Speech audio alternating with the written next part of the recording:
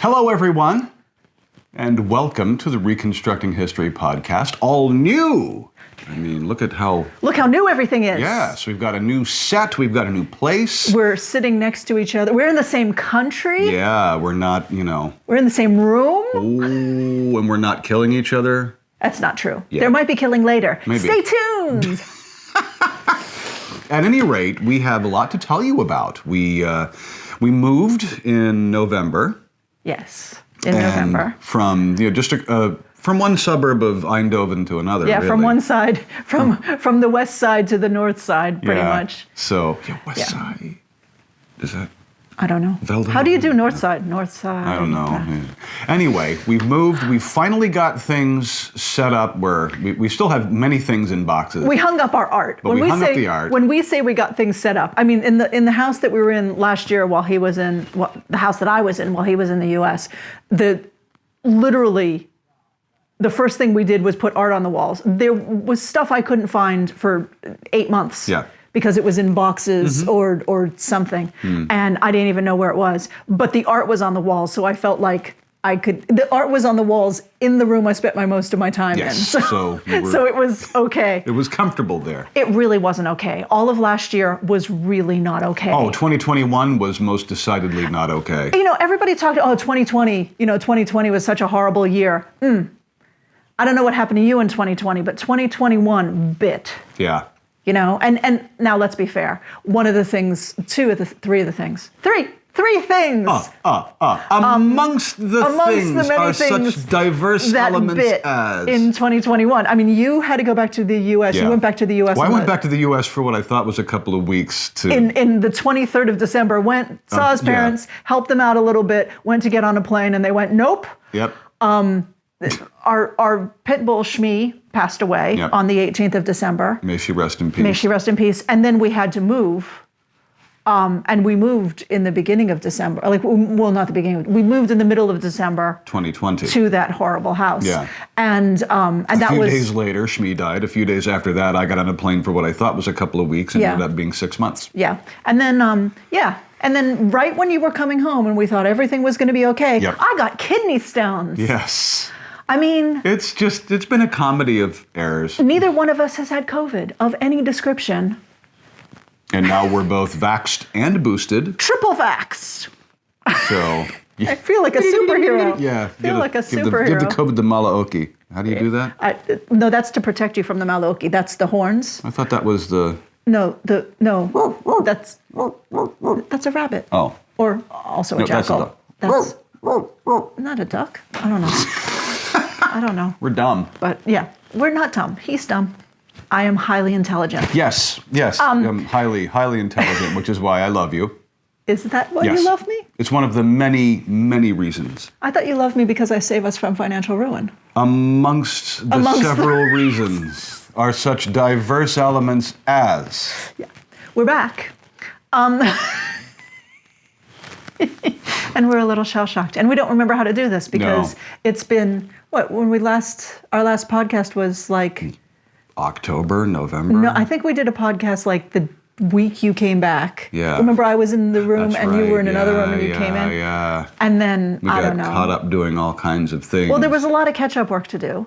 And the first thing I want to do is apologize to everyone for not catching up. I mean, it seems like somehow during the 6 months or so when I was running the business entirely on my own, I shouldn't say entirely on my own. You were doing things that you could do remotely. Yeah, but I could. Yeah, but I am the pattern drafter. I am the instructions and historical note writer, and then I was also the printer and shipper, which printing and shipping takes a lot of time. Yes. And Ask also me how I know. And also the accountant and everything else. So when you're printing and shipping and doing all that kind of stuff, it takes away time from drafting. Sure. And in February, we decided that we were going to buy this made-to-measure pattern software so we would be able to do patterns to your specific measurements, not this goofy, this is a custom pattern, so you can choose bust size away. No, really, really made to your measurements. Yeah. And I put out a thing, and you guys responded wonderfully. We got all kinds of requests for patterns, and you helped me practice and develop those patterns, and that was really great. And I thought Bob was going to be home in March, so that when he came home, I would be able to stop printing and shipping patterns, and I would be able to focus entirely on made to measure and get those orders out. That didn't happen. He didn't come home until Nearly July. And in June, I injured my right shoulder, and we didn't know what I did. Like, in 2020, my left shoulder froze. Yes. And for a while, we were operating like my right shoulder was also frozen. So we did all the things you do for a frozen shoulder, and that wasn't working. And then we thought it was bursitis, we thought it was this, we thought it was arthritis, we thought it was that. We finally figured out I had an AC joint inflammation, and I got a cortisone shot last week. And people say wonderful things about cortisone shots. Oh, you'll run around like a 12-year-old. No. I still can't raise this arm about higher than, I don't even know if that's in the shot. Yeah, it is. Is it? I can raise my better arm. be. It hurts to do that. I'm a very flexible person. I'm hypermobile. Normally, I can put my arm up the back, like the things you do in yoga class that people go, oh, she's really good at yoga. No, she's not really good at yoga. She just has longer ligaments and tendons than everybody else does. I have that. I'm really, I sit, in lotus position at my computer, and it's not hard. It's comfortable. Yeah. So it's really depressing when you have to have someone else help you put on a jacket like you're a child, or like dry my back when I get out of the shower, because I can reach with this arm, but I can't reach with this arm. So, and I can't even scrub my back. I'm like, come scrub my back for me because I'm a loser. Yeah, but we're married. It's supposed to be scrub your back for me. I know, it's not but just a euphemism. You scrub my back, I'll scrub. But that's the thing. It's not, this is a nice thing for you to do. This is, I cannot do it myself. Yeah. And I'm such a not competitive isn't the thing. You'd like to be independent. I like to be independent. And the fact that there's a lot of stuff I can't do right now. Well, guess what? Mouse hand. Mm-hmm. And I'm really, you might notice if you've written me an email that my emails have been short, because I can only type for so long before it starts to ache, and I absolutely can't mouse. Yeah. And guess what pattern drafting involves? I'm so disgusted. I'm sorry. I really, honestly, I wish he'd come home in March, yeah, and then this would all be done already. I wish that I hadn't gotten injured in June. Nevertheless, we're making progress. You're making progress. Yeah, you're doing what you can when you can. Yeah, but I feel like I owe you guys a really big apology, because for those of you who ordered when we had our special pre-order, that was the end of February. Yeah. And it's January now again. And I don't know if I'm going to be able to get these done by the year anniversary of when you ordered. And I apologize, but I promise you it's not laziness. I can't hurt myself to do this. And it's not a little ache. It's a pain that makes you get tunnel vision. Yeah, it's a stabbing, sharp pain that for once isn't caused by me actually stabbing her. You've never stabbed me. I've stabbed you. That's right. Yes. That's right. Yes. Well, nevertheless. So the bottom line is I'm very, very sorry. And I'm trying not to beat myself up about it too much, because, geez, I feel like I've been beaten up enough. But it's a thing, and I apologize. I can only promise you they're going to be great when you get them. Yeah, I was going to ask, so where are we going from here? I don't know. What do we got coming up? What do we have? What news? It's time for the news. News. Other than, Morse code thing. Yeah. I'm doing fake Morse code. He's probably actually spelling something. No, not really. No, weren't you? No. I was hoping you were going to do NEWS. Is that a name? Is that news? Did you? No, I just literally said, I can if you want. That's so cool. Anyways, we have many exciting things to tell you about. Yes. To include... What, you're going to throw to me? Yes. Oh, shit. That's me throwing it to you. I just did all the talking. I was just talking. So you could come up with the next thing to say. We have more made-to-measure stuff happening. Yeah, there's a bit of software that the software engineers have made up just for us. Just for someone who can't mouse a whole lot. Yeah, just for someone who, oh my God, I had to do the training, and then the training, no, and this is the thing. I'm doing the training, and I'm like, she's showing me, I'm like, can you show me rather than, but she's a teacher who does computer training, so she's like, now you do it. And I'm like, and I'm bad at it because I can only move that much. And then my computer froze and almost bricked itself. So we're working through that as well. So, but the good news is that we're going to be the only pattern company in the world that has this technology that's coming, that we're going to actually draft patterns in 3 dimensions. So, I mean, if you've seen any of my videos or listened to me rant at all, you know that I'm really, really against body blocks. I hate the idea, I'm going to take my measurements and then I'm going to take my 3-dimensional measurements and I'm going to put them on a flat piece of paper and that's going to work. It doesn't work. I mean, it gets you in the ballpark and then you have to fit. And when people don't know that, or when people aren't experienced with fitting, they just get angry because the flat thing doesn't fit a 3-dimensional human. And let's not forget that the flat thing not only has to fit a 3-dimensional figure, the flat thing has to fit a 3-dimensional figure that then walks around. Yeah. So there's a lot of considerations there that it's drafting something as a drafter. Drafting something is a poor imitation of the 3-dimensional form. It's very poor. And it doesn't take into consideration things like fabric type. It doesn't take into consideration the things you don't measure. Because if you measure bust, waist, hips, and sleeve, and you call it a day, that tells you very little. Like I have a thing, I'm gonna try to find it. Every time I mention this, I try to find it and I don't find it. I have a thing from a sewing book from the 1930s that has silhouettes of like 6 different women who have the same measurements. Oh, yes. And they're tall and short, they're thin and fat. Well, there's your project for after we finish filming, is to go through every single thing, because we've got all the books unpacked. Yay, books are unpacked. So maybe now you can find it? Yeah. I was going to say, I could do a graphic. I can't do a graphic, I can't mouse. Yeah, so we've got that, 3-dimensional patterns stuff. So it's drafting in 3 dimensions, which is going to be a lot better fit for you, and even better than the made to measure, because we're not using linear measurements. We're using, you still use linear measurements, but we're putting them together in 3D, and then you're going to be able to see the 3D representation of your measurements and go,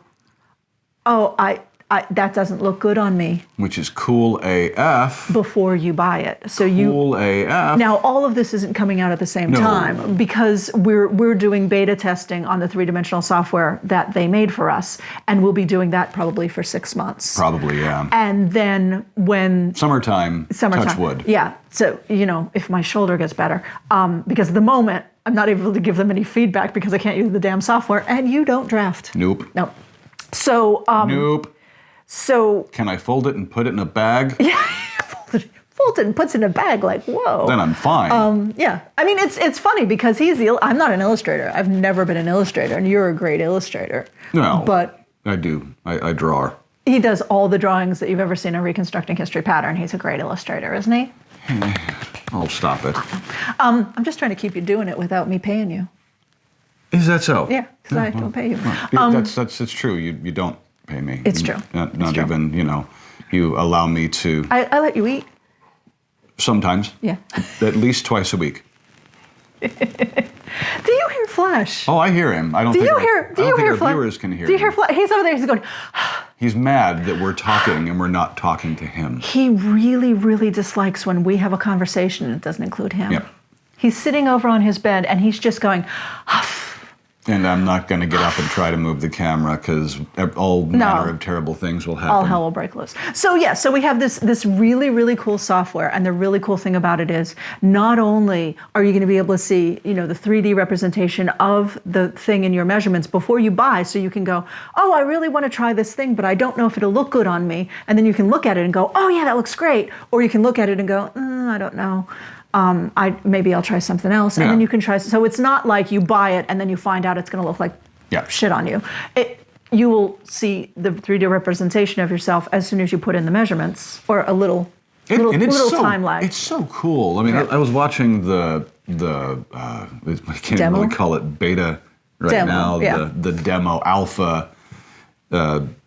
Very early stages of it, and it just looks cool. Yeah, and the other cool thing is, what we know right now is that I can program in different fabric types. So I can say this is a coat weight wool, and this is a linen, and this is a fine silk. Satin, or this is, exactly. And it's based on video game technology. Mm-hmm. So the fabric that you input, I program it so that the fabric acts properly. So the coat weight wool isn't going to move the same as the chiffon, silk chiffon. Yep. So, not only will you be able to change the colors, because that's quite easy, right? But you'll be able to choose these different fabrics to go, oh, I wonder what it would look like if I made it in this. And of course, it's not perfect, because frankly, if you program it, you say, oh, I'm going to see what the Chiron gown would look in silk chiffon, and the reality is, if you really do that, it's going to look like shit.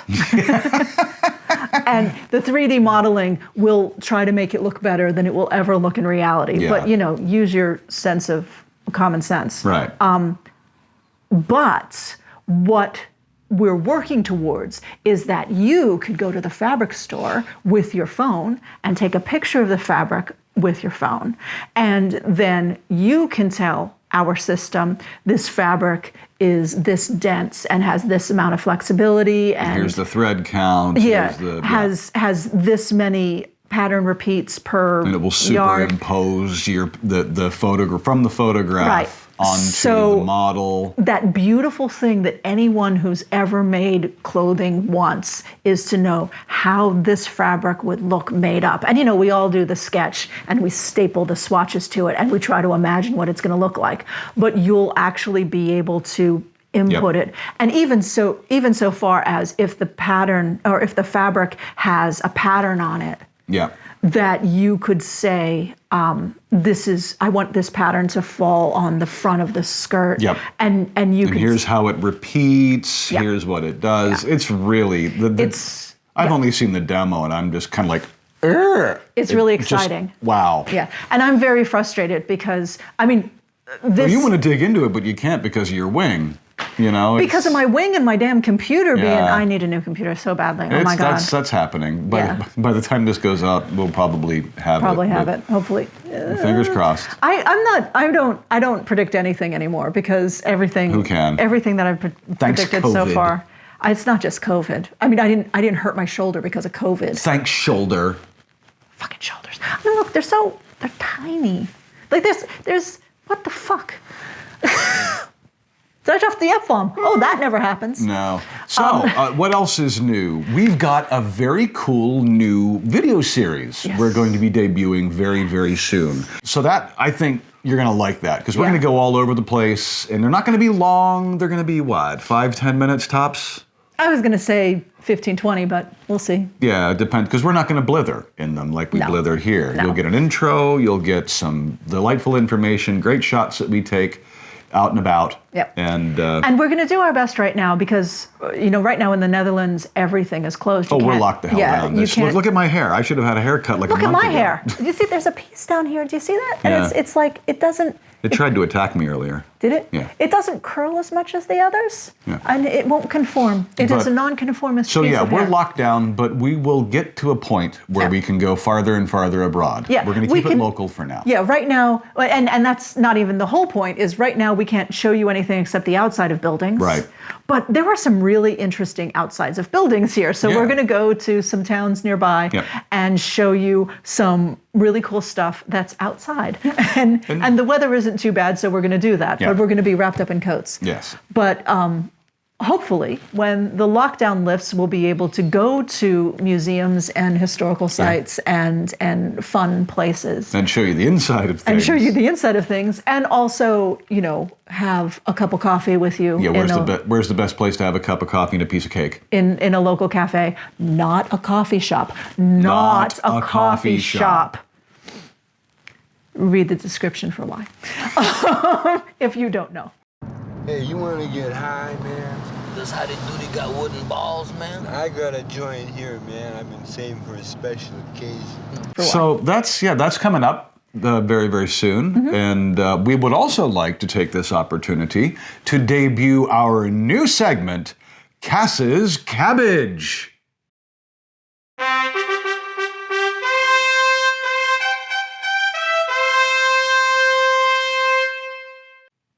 Insert graphic here. Now you watch, I won't actually do a graphic. I don't think it matters. So, Cass's Cabbage is our new segment wherein we give Cass, I give Cass You can write in with suggestions. a very specific topic about historical clothing. And you can write in with a question you have about keep it very focused, right? Like today, it'll give you an idea. This segment, our debut segment, is going to be on cut hose. So nether stocks, cloth hose, socks that are made Stocky. out of fabric. Not knit. Fabric, not knit. Right. Woven fabric. Woven fabric that is not Also knit. possibly felt. There are really ancient cloth hose that are made out of felt, but yeah. So give us an idea about when and where they were worn. Oh, jeez. It's a pretty broad range, isn't it? Yeah, when, everywhere. When, everywhere. When? Everywhere is not the answer to the question when. Purple. I'm in pain. It's the drugs. It's the drugs. It's the drugs. So they were worn everywhere. Yeah. Every when. Every when, because wasn't it? Well, I mean, let's restrict it to. Well, okay. Let's talk about Europe. Yeah, it's really hard to say there's a culture that wore them, and there's most cultures wore something on their legs at some point. Right. But let's talk about Western Europe. In Western Europe, we have cloth hose that are leg coverings. And now when you think about hosen, if you're a 14th through 16th century reenactor, you think about hosen as being things that come all the way up to your waist and they fit like tights. Which don't write to me and tell me they don't fit like tights, because I know they don't fit like tights, but you know what I'm saying. They're, they look like they're painted on, or there's men in tights. Tights. Tights. Tight tights. There you go. We'll cut that bit. Mel Brooks will be very displeased. Mel Brooks will be displeased because he'll sue you for copywriting, using his copyrighted information thingy. Yeah, don't do that.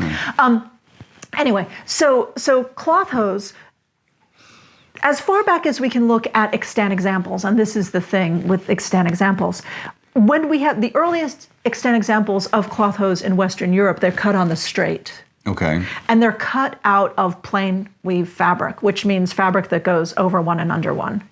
Okay. Like a standard weave over, like that. I can't wait to you do twill with your fingers. That'll be great. So the earliest cut hose were made like that, and they didn't fit real well. They were more like boots. I see. They didn't conform to the leg. And typically they came to a little bit above the knee and you tied them off with a garter. Or you could tie them to your belt. Right. But they stay up better if you tie them with a garter. Of course, that's a problem if you don't have a lot of calf. Right. I could tell a little interjection of a story, which this is just why we need your questions to be concise, because I'm going to go off. I once had a customer write to me and say, my cloth hose won't stay up, what do I do? Actually, it was a friend of mine who said, my cloth hose won't stay up, what do I do? And I said, well, you tie them with a garter, just below your knee, above the meat of your calf. And he's like, I'm doing that. And then I take a step and they fall down. And My friend has very, very slender legs. I mean, he's like Wow. very slender. So he would tie them. His knees were actually bigger than his calf muscle. So when he tied them, they fell down. Wow. And so I was like, dude, just tie him to a belt. I used to think it was done. They were above the knee. Like when I first got into this many, many years ago, before I even knew you. And then you try that. Yeah. And it doesn't work. And it used to drive me nuts. I'm like, how in the hell is this supposed to work? Because I'd always end up with like big fat ankle socks. Yeah. And it would, because it would just drop straight down. It's because you never went to Catholic school. No. You go to Catholic school, you know how to keep your damn socks No. up. I never even dated a Catholic school girl. So Shame. until you, darling. Oh, yeah. That's how narrow my worldview was. Yeah, narrow. So cloth hose. So they started out being. I mean, basically they're socks, and cloth hose. As you go along, you have cloth hose that have an attached foot, or a cloth hose that just have a stirrup under the foot, or any different number of permutations. Invaded. We are being invaded. What you buddy. doing, Flashy? Come on. Come be in on the camera. shot. Come in the shot. Come on. No, just. Is that in the shot? No. Yeah, it'll be not. in the shot, It'll be in the probably, shot. maybe. Is that in the shot? I don't know. No, come a little further. Doesn't No? want to. Doesn't No. want to. No. The most contrary beastie. Oh no. Okay. Oh, okay. He was That in was- the mic cables for a His second. foot right in the middle of the mic cables, and I thought it was all And going. he's 12. He was never terribly graceful, and now he's old and not graceful. Oh, and there's a wire on his. There's oh Jesus. God. We should. Well, Yeah. How about we? How about we pause here? We're gonna I'll be pause right here. back.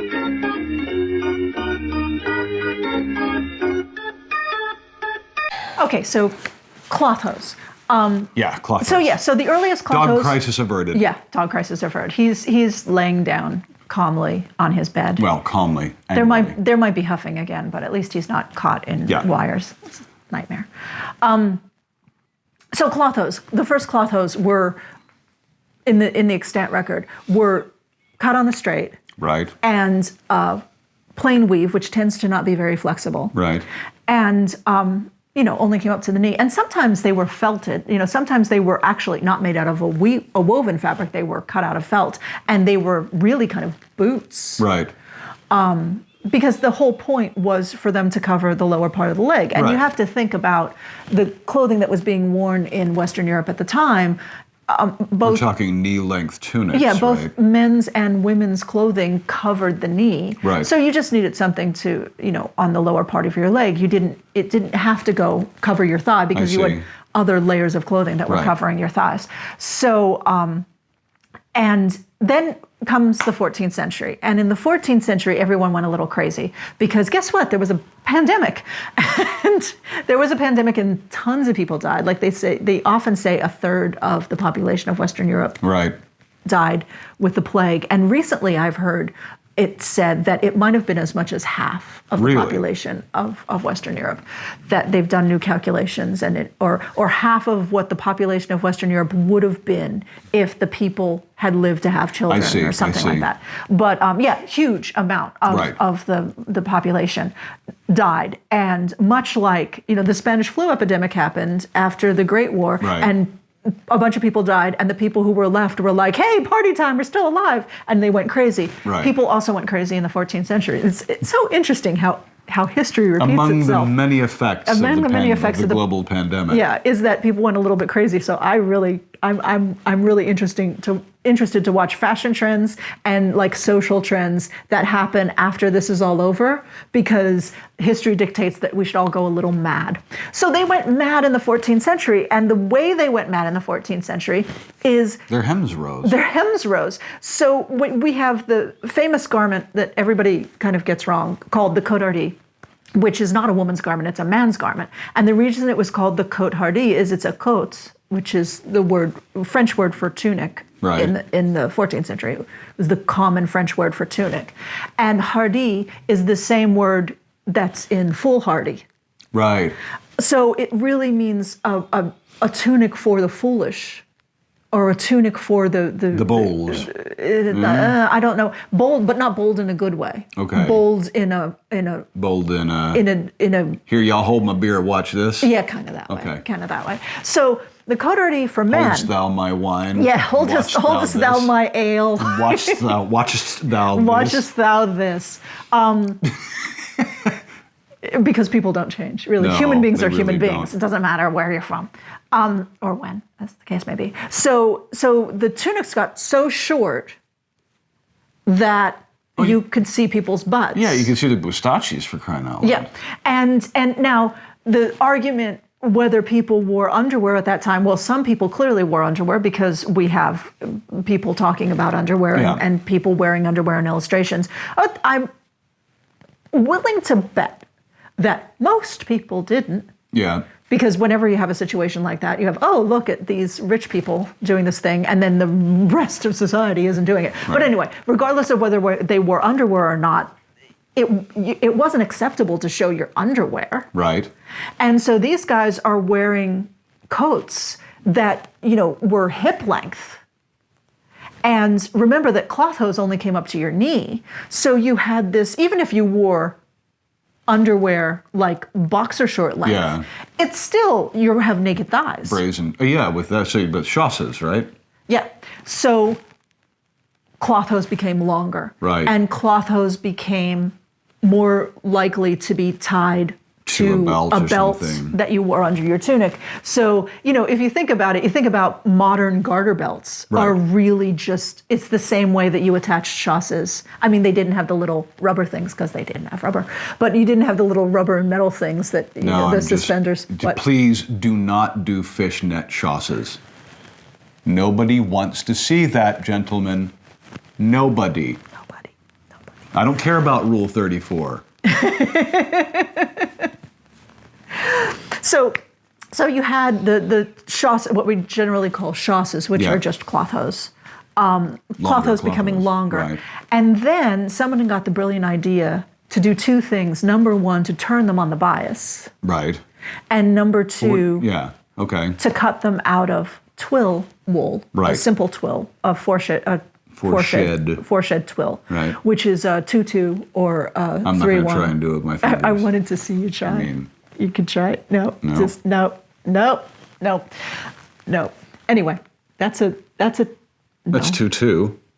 That is 2-2, but I think that, it's 2-2. Okay. Well, I wanted to see you do a 3. No, never mind.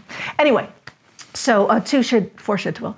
A foreshed twill, although really interestingly, most of the wool garments that I personally examined are not foreshed twills, they're 3-shed twills. They're 2-1. They're 2-1. Right. Which every modern weaver that I've talked to, I go, well, how do you do a 2-1? And they're like, skip one. And I don't know the answers to that. Why were, in the Middle Ages, were they weaving? Because if they were weaving, the fact that all of the things that I've examined, the vast majority of it has been 2-1. What was different about the technology? Because when you weave on a foreshed loom or a four-harness loom, it's really easy to do 3-1 and 2-2. Right, but not so easy to do a 2-1. Well, you have to skip something. Yeah. You have to take something away, and then it's all weird. This is what we call a tangent. This is our new segment, our recurring, long-running segment.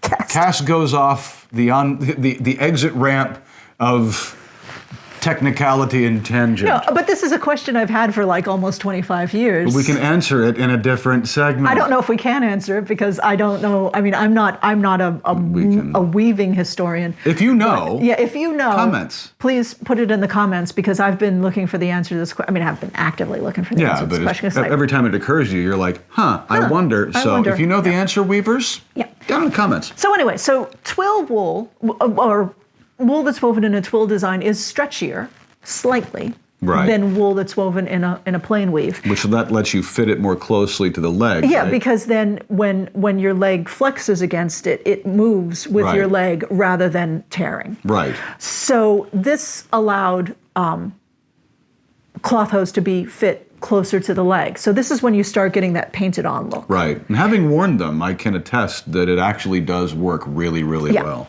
So, and you turn it on the bias, and the bias has a natural stretch. Right. So that also makes it, you could fit it like, normally when we fit things, we fit things, you can fit things skin tight and then you want to back off a little bit so people can breathe and so they can move and all that kind of stuff.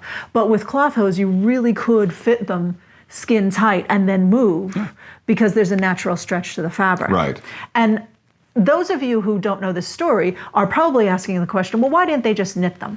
Well, the reason they didn't just knit them is because knitting takes a ton of time. Right. And cutting a shape out of a piece of cloth doesn't. Right. You know, you cut it out of a piece of cloth and then you sew up the back seam and you have a pair of cloth hose. I mean, literally. And plus, I think it's, and this is me musing here. Yeah.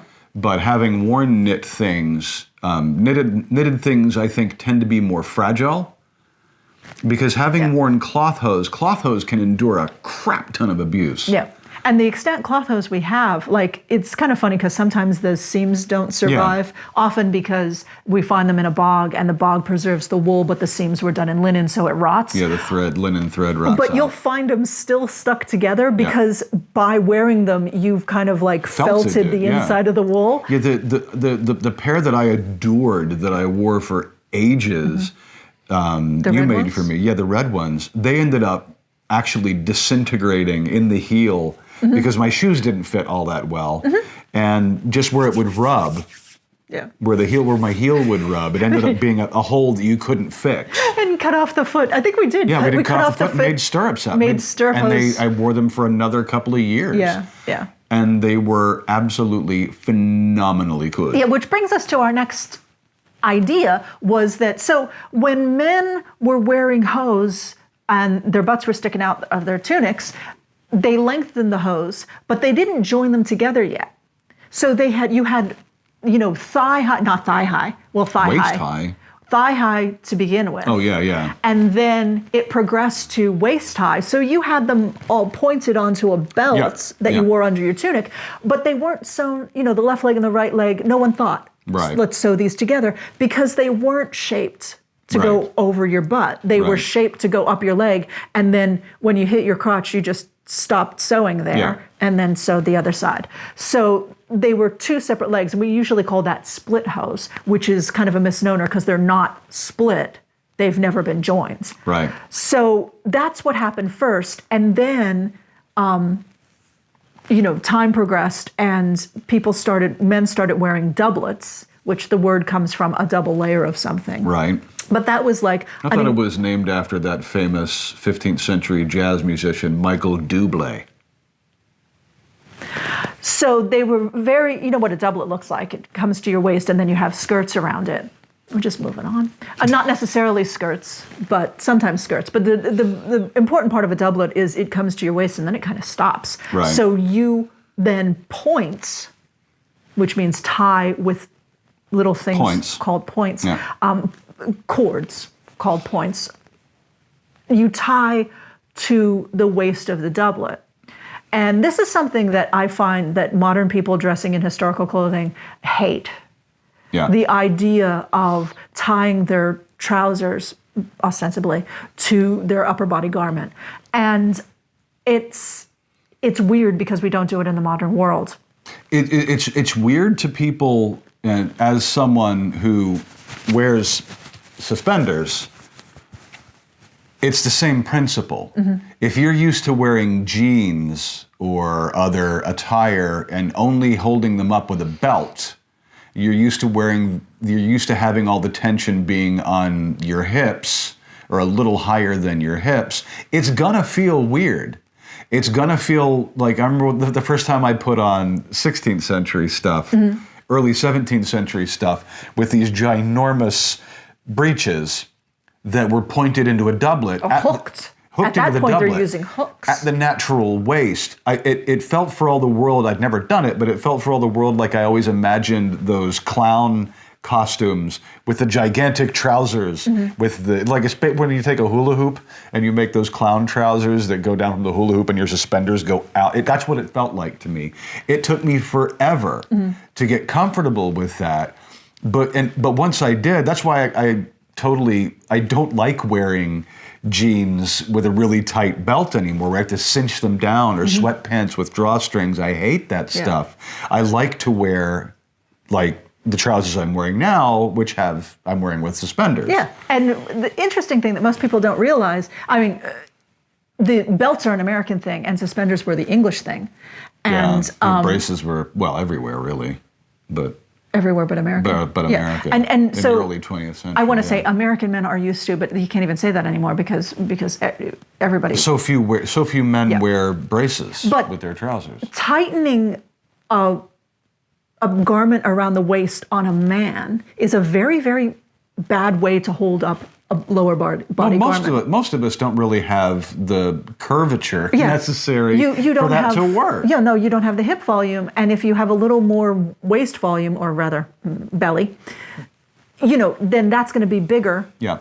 And as you move around, why do you think you have plumber's crack? You have plumber's crack for two reasons. Number one, the waist of your pants is not at your waist because men's waists are higher than you think they are. Right.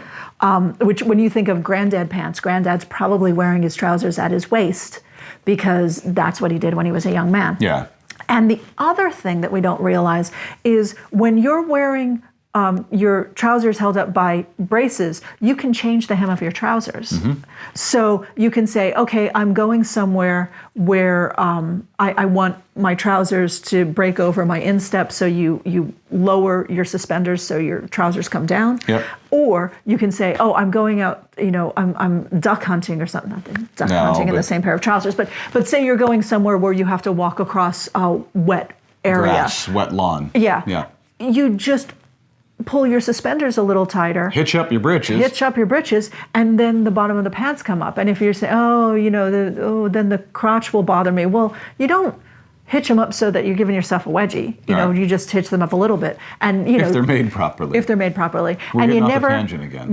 But it's not a tangent because you're the one who said that suspenders, wearing pants with suspenders was like wearing joined hose. And so let's go to joined hose. Joined hose is when you took these two legs in the 14th century, late 14th century, early 15th century, and you sewed them together with a back seam. Right. So you sew them together with a back seam, and then either you sew them together in the front, and if you have to pee, you have to drop your drawers. Which is uncomfortable. Which every woman always does. But we deal with it. Or you leave the front open and then you have to put something over it. And then we have that lovely thing that every man who ever does reenactment of the 15th, 16th, early 17th century actually loves, absolutely loves, the codpiece. The codpiece. The bigger, the better. The noisier, the better. I got invited to do a podcast once that had, it had a nominal relationship to history. I got invited to do a podcast once because the person who was running the podcast wanted to know about those dick things. And we did a whole podcast I think this is going to be our next Casss Cabbage. Yeah, dick things. This is going to be on the dick things. Oh, well, yeah, but there's not much to say. They're dick shields. Anyway, so the codpiece is... I thought there wasn't going to be much to say about cloth hose, and here we are. You're so wrong. I should step back. The codpiece does predate joined hose. So you have a codpiece. When you put those two legs together, there are some examples where men are wearing their split hose, but they have a flap in the front that covers the front. Save that for the dick shield. Let's go on with the socks. So anyway, so then you get joined hose, and you say, so now we have a seam up the back, and we have a codpiece on the front, and we have hose. And the first iteration of these in the 15th century, they sit rather low on the hips, like modern jeans on a man, and that's difficult because those are going to fall down. It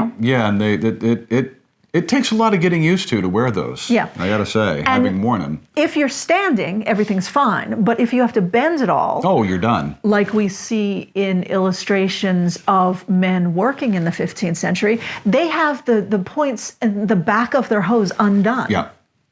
And we see a little bit of ass. Because they are going to fall down because they're right on your hips, and when you bend, you make that distance longer, and the pants don't follow you. I remember walking around an event like that once with my back points undone and wearing 15th century and getting wolf whistled and having no real idea what the hell was going on. Because your ass was out. Yeah, because ass was showing. Yeah, I'm like, why are those very nicely dressed women like going hubba hubba and waving like coins? And those of you who appreciate a male ass, don't you just love the seams go up the back of the leg? You sold my seams. I sold them. You sold them. I sold tickets Yes. for people to look at his seam. My At friends an came event up. once, and her friend comes up and says, "I'm going to look at your seams." I'm like, all right. Oh, I have to check your seams and make sure they're right. I didn't, and it didn't. Love you, Cher. It didn't cotton to me that something was amiss until she did it Cotton's for the. not period.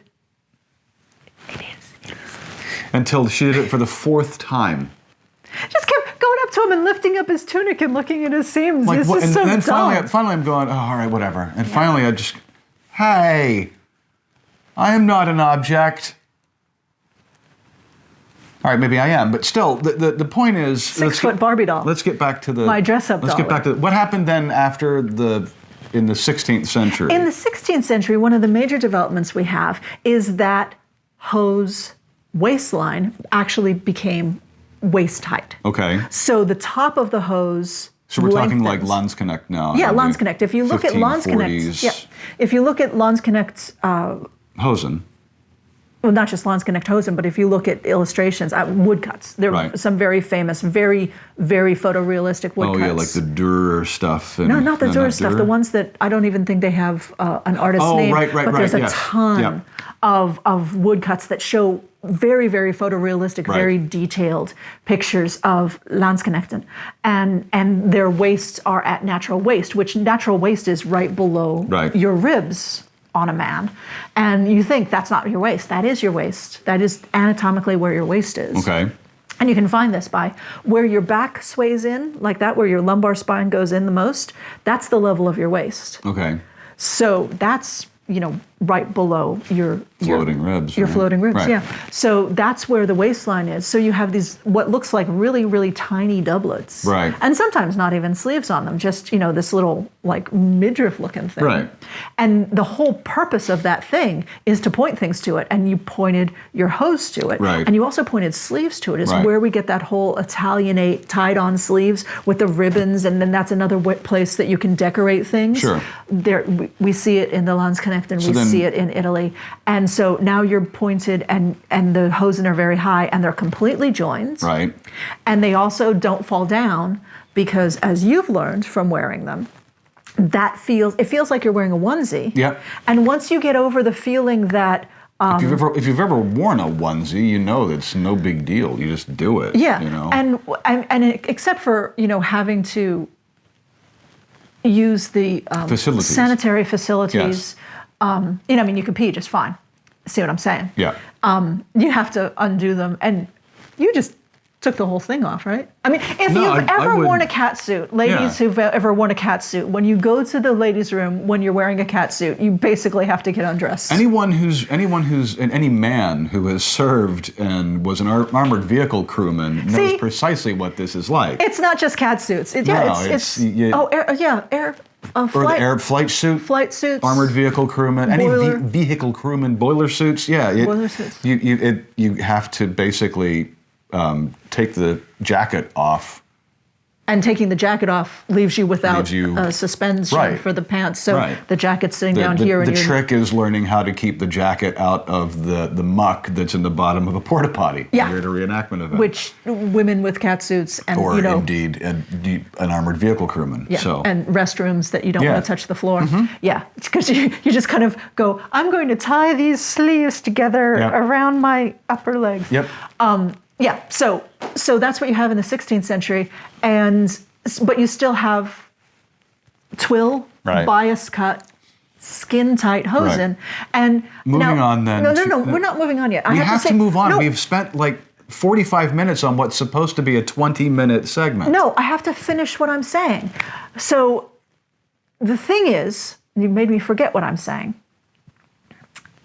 Oh, I've heard people who've worn hosen of this type complain that can't possibly be how they did it because I don't walk for 2 minutes without tearing out the crotch. Ah, yes. Okay, 2 things. Number 1, if they are in the right part of your body, you won't tear out the crotch. The way crotches tear out, and I've seen this over and over again in modern people as well, is that you're wearing your trousers too low. You've Yep. got droopy drawers. If you're wearing your trousers too low, the part that's supposed to be at the top of your thigh, where your legs attach to your torso, if the place that's engineered to be there Mm-hmm. on the clothing isn't there on your body, if it's too low, then the movement strain, of yeah. your legs just walking normally I've done it.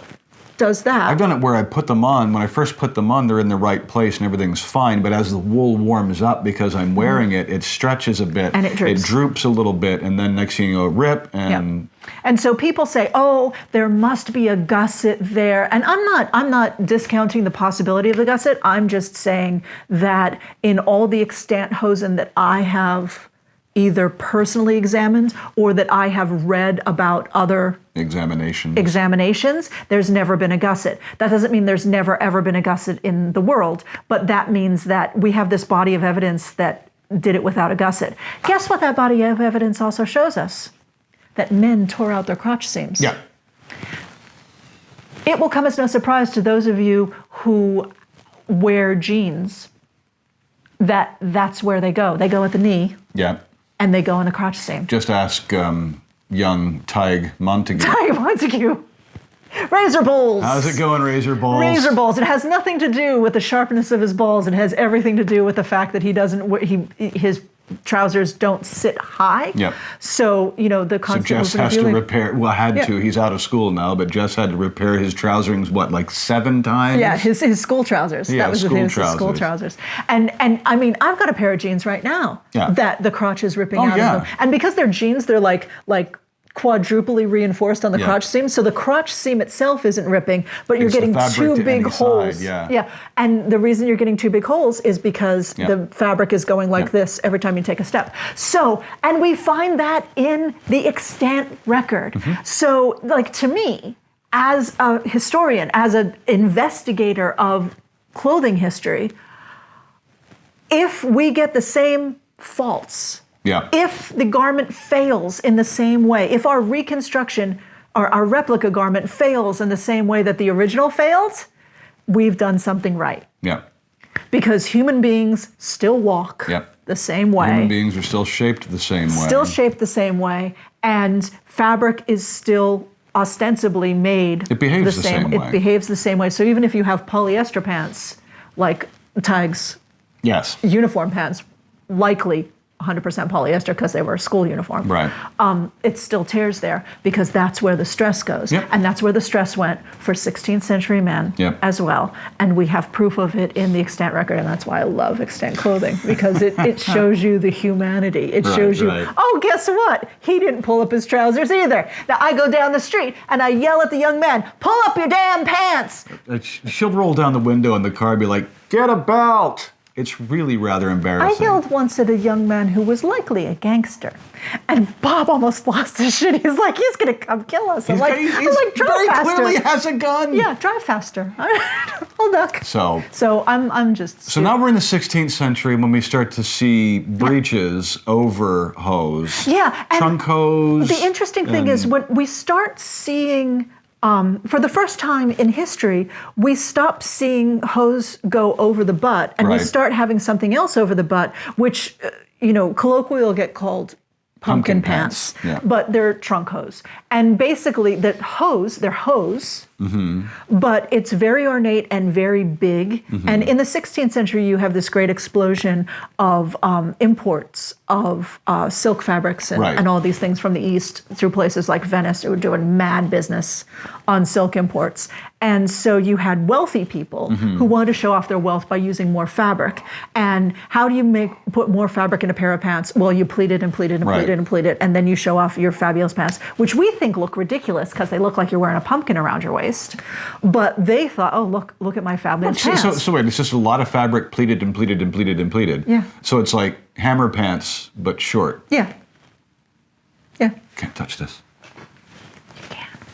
So, interestingly, the extant pumpkin pants, Right. the earliest ones, which were the short, That look like pumpkins. that look like pumpkins, they're really this big thing, Yeah. big strip of fabric, Pleated. pleated, and then the legs are also pleated.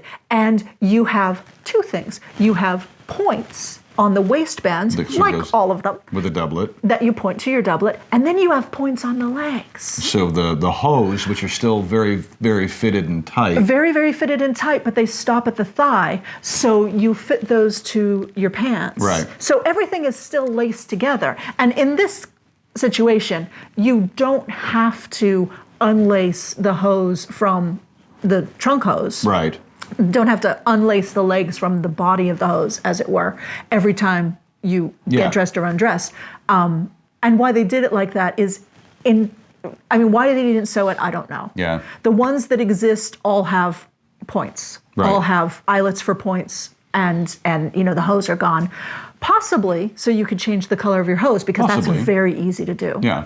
And so there you have that. And then trunk hose progress to get longer. Down to the knee. They get down to the knee. And at that point, you're not wearing hose that are up to your thigh anymore. Right. At that point, you're back to where the 13th, early 14th century. Yeah, where you've you're- gone back to knee-high hose, Knee-high because cut now hose. now your breeches, Right. and we start calling them breeches. Now your breeches cover your knee. Right. And so you can have your hose are under your breeches, and Right. sometimes you see points there that you can point them to Mm-hmm. your breeches. More likely, the hose are completely separate. So you put the hose on, Yeah. you tie your garters around Right. your knee to keep your hose up, and then you put on your And trousers over them. There's a wide variety of those too, like boot hose in the 17th century that you see And they flop the over the- beautiful over the- lace. Yeah, that flops flops over over. the bucket of the riding boots folded down. You Yeah. see in the later 17th century them over the knee. Yeah, and it's the same hose. Yeah. It's just Outside. Yeah, breeches at that point became very short, Right. and breeches were higher than the knee. Right. So you put your hose up over, Right. because everyone knows, as Coco Chanel famously said, knees are ugly. No one's got beautiful knees. So you put your hose over the outside of your breeches to cover up your knee, and then you tied them up here, and that's a bit of a thing. Like if you see pictures, this famous Marcus Leroun's Cries of London, Right. from the 1680s, Yeah. 1687, I think. Very famously, you'll see some very elaborate ribbons Yeah. tied around the knees. And the reason they're so elaborate is because, as you found out, you can't tie above your knee. It doesn't really work. So you Right. have to tie above your knee. You have to tie below your knee. Yeah. But if you're tying below your knee, you're just tying on the hose, because Then you- and it's something kinda- has to keep it up. It's got to be like cross-guarded. Yeah, so you basically go below, above until it stays, and then make a big bow so no one notices. And that continues then, cut hose then continues through the 18th century, And into the right? 19th century, Right. actually. In the 19th century, and let me take a break here to say something about, we talked earlier about knit and how long it takes to knit something and how they're not the best. But knit tends to be finer than cut hose. I mean, Right. if you have cut hose that are made out of woven textile, Right. if you do them out of the finest textile, they fall apart. Yeah. Because they can't take that kind of abuse. Like you make chiffon, that's not going to work. So if you want a beautiful, fine, Silk with the seam up the back. yeah, if you want a very, very fine stocking, I was making basically, my face. yeah, you knit them. Yeah. And if you knit them out of silk, you get a Yes, very fine stocking. And it kind of stands to reason if you're using the same threads to knit as the weavers are to weave, because why would the spinners make a specialty thread, a there's a specialty reason. yarn? all of the spinners and the knitters are going to write in and tell you why. Okay, there you go. You can spin a stretchier yarn. The thing. Well, no, I mean I'm talking about the size of the yarn. Oh yeah, but you spin a different yarn. Okay. Because when you weave something, you want your yarn to be very stable. Yeah. And when you knit something, you want it to have a little more gush. Oh, no, I accept that. What I'm questioning is, were the spinners spinning multiple types of yarn at that type? Or were they, I mean, we are talking about the whole, Calais wool trade, the Calais staplers. Were they only spinning for the weavers? Or was knitting a thing outside of homespun? Well, knitting, you're talking about, we're going way off subject, Yeah, and this it's is a subject for another day to talk about weaving and knitting and why you do it. But what I'm trying to get at is that to knit takes a lot of time. Yeah. But there's a thing called a knitting frame. Right. And a knitting frame is a very simple machine. It's a 16th century machine, isn't It's it? a 16th century machine. There was a patent issued for it, and I Right. can't remember the name of the man, but I'll put it down here in the edit, who patented the knitting machine. Right. And literally, it's a frame, and you just do this with your hands, and you can do that so much faster than you can knit, that it was going to destroy the knitting industry. And the knitting industry in England, which is where the patent was Right. Issued during Queen Elizabeth I's reign, the knitting industry in England was a way to give profession to poor women. Ah, I see. And they decided, the government of England decided that if they put these women out of business, they would have to then support them I because see. they were impoverished already. And the only way they were able to feed themselves was by selling their knitting. Right. Because knitting was very expensive because it took a long time. So they issued the patent to this guy, and then nobody funded his project. Right. So much like those of us who have great ideas but don't have. So he went you down know, Dragon's Den. Everyone agreed that it was a smashing idea. Yeah, but and then for they other went, reasons, we're not going to fund for it. politics. Yeah. For politics, Fair. really. Yeah. So they didn't fund it. So the knitting frame kind of falls off the face of the earth for 200 years. Yeah. And then it comes back in the 18th century. And in the 18th century, they start using the knitting frame. And that's why in the 18th century, you start getting, knitted stockings being cheap enough for every person I see. to afford. Let me go back a second and talk about the 16th century. Queen Elizabeth I, because we have the documents of her wardrobe accounts and we know what she owned. She owned one pair of silk knitted I think stockings. it was, yeah. I'd have to go look it up if it wasn't more than one pair, but they were precious. Yeah. She owned tens, possibly 100 pair of Cut hose. cut hose, wool Very cut hose. fine cut hose. And some not very fine Yeah. cut hose because they're for warmth. Right. So, even the Queen of England, who could have bought anything that she wanted, still had cut hose because cut hose are warm and cut hose are comfortable. And so even she, who could afford this fine thing, didn't wear them every day. Right. Cut hose are a great way to keep your lower leg warm in an unheated building that's made out of stone. Yeah. Really terrific. So I just Here we wanted, have heated floors. Yeah. So I was running around this morning with no socks on at all. his feet are always cold. Always. And this country has fixed his feet because most houses have heated floors. Yep. It's wonderful. I'll take it. Yep. So anyway, so the 18th century, the knitting frame came in and knitted hosen became really widely available.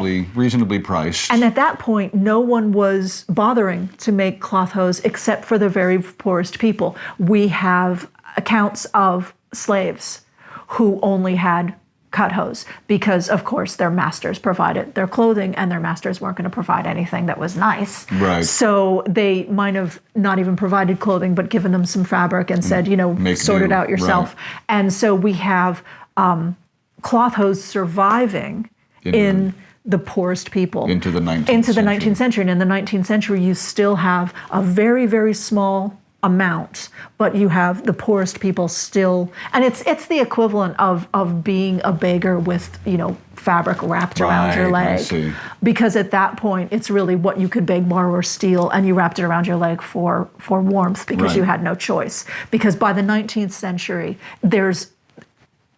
knitted hose are so, now you've got industrial production Right. of knitting. You have industrial knitting machines.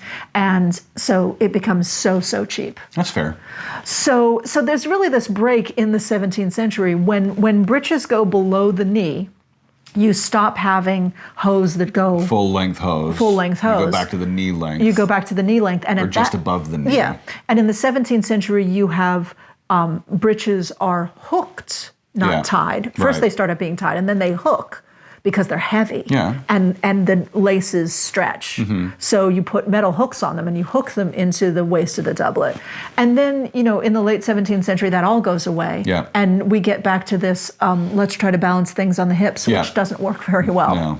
And then we play around with that for like 50 years and then go, oh yeah, braces. Yeah. And braces end up being the pour point. Yep. We didn't say the word pour point. Pour point is a doublet that's worn kind of as an undershirt, an undergarment, from the French pour point, which is 4 points. When I used to for your 2-point into. When we did 1770s and the mid 18th century, I hated wearing 18th century breeches. 18th century breeches are a mockery. They're horrible. They're terrible things. I remember I used to piss people off because I would wear the elastic clip-on suspenders. Yeah.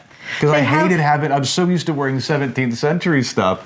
I hated the 18th century. I was always hitching up my breeches. Yeah, and they're supposed to sit on your hip line, and they have a little insert in the back, well, either an insert or a cutout in the back that's laced across, and you're supposed to put it on, button everything up, and then basically lace the back of your trousers so that they get smaller. Yeah. But if you don't have prominent hips, they're still going to fall off you. Yeah. And they're very annoying. And that's why trousers came in. I don't generally have a problem with things falling off of me.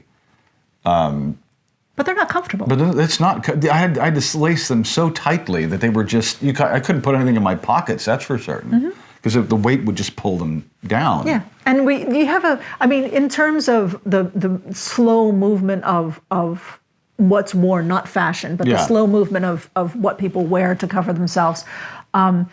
It's really only a few decades where you have, the fly breeches and then fall breeches that have that waistband that you have to really cinch up like a corset, or else it doesn't fit you, and then it's uncomfortable because it's too tight. And then you quickly move to, oh, look, the French revolutionaries are wearing pants. Trousers. Pantalon. Yeah, sans culottes. Without culottes being the word for breeches in French. And they're wearing trousers that they, hook to an upper body garment or tie to an upper body garment. And suspenders are born, or braces, if you want to use the British term for it. Yep. So it's kind of interesting, if you look at the whole thing, what is ostensibly a wool booty turns into trousers. And it has all of these evolutions, and you think that people stopped wearing this and started wearing this, but really it just kind of morphs. Like the whole thing, one becomes the other. I mean, if you looked at it in a picture and you could morph the picture. Right. No, I'm not going to do that. When my shoulder's better, maybe I'll do it. I'm not an animator. When my shoulder's better and I get done with all the made-to-measure patterns, maybe I'll do it. So maybe 2026, 7? But I would love to do an animation that starts out with that felt booty, and then moved on to a 20th century man with trousers and suspenders, and it's all the same idea. It's the same idea getting reinvented, submitting to fashion, submitting to showing off wealth, and then going back to something that's more practical and that kind of stuff. So long-winded. When he chose cloth hose, I don't think he knew how long the history of cloth hose was. I really didn't. This is our very first Casss Cabbage. Well, we hope you've enjoyed it. Yes, we do. I hope you've enjoyed it, because I've enjoyed running my mouth. Oh yeah. I hope he doesn't cut this. I'm not. If this ends up being like a 6-minute segment, write in and tell him you wanted the whole thing. There's valuable information in there. There is, and I'm not going to cut any of it, so don't worry about it. That about wraps it up for this very first, our inaugural 2022 Reconstructing History podcast. Thank you for watching. Thank you for bearing with us as we blither through to the bitter end. Thank you, Flash, for being patient. He's looking at us like, are you done? Yeah, we're seriously interrupting his nap, so we need to stop. And again, as always, if you're watching this on YouTube, give us the like, the subscribe, ring the little bell, all this stuff. Do all the stuff. Do all the stuff that every YouTube channel tells you to do. By Reconstructing History Patterns. There's links in the description. So that's it. We'll see you next time.